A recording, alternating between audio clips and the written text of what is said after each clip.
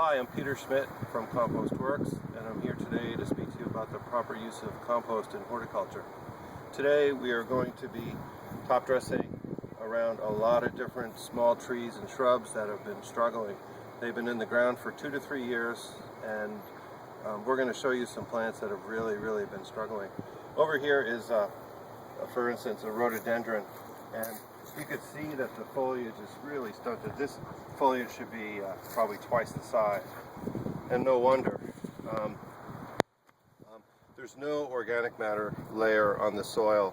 There's no mulch, and you could see at the bottom, at the base of the plant, you could see the outline of where this plant was just popped out of a container, plopped in the ground, and that looked like that was about it in terms of what they did. Aside from this drip irrigation that's been installed here, this is brown pipe that's plumbed into the irrigation system. So, I mean, at least there were some fundamental needs addressed in terms of water, but in our experience, irrigation systems can cause a lot more harm than good.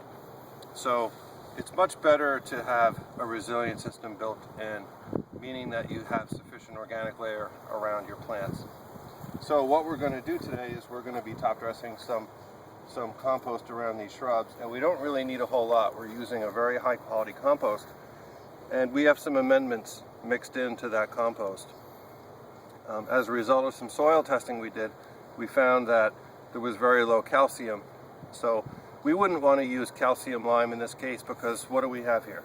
We have an acid-loving plant, and what is lime going to do? Calcium lime is going to raise the pH. So how do we increase the calcium in the soil without changing the pH too much? We're using crab shell meal. So what we've done is we've mixed it directly into this really great, beautiful compost. So you could see that there's a fair amount of crab shell meal in here. And there's also alfalfa meal. These plants definitely do need nitrogen. And this is a good organic form of nitrogen that's going to be very slow release. It's going to be there when the plant needs it. So it's a very simple process. We've taken the Ecolone applicator today. We're not really using it for its intended purpose, which is more for lawns. But we're pretty much using it as a wheelbarrow, so we don't have to carry all this over. So pretty simple process to evenly distribute this compost around this plant. It's okay if some of the compost gets on the foliage. It's not really a big deal. Next time it rains, it'll fall. So great. So now we have enough compost on this plant. But what happens if we get a really bad rainstorm? It's going to wash away. So what's going to happen next year is we're going to have some good mulch brought in here. Not any kind of shredded bark mulch. It's just going to be hardwood mulch.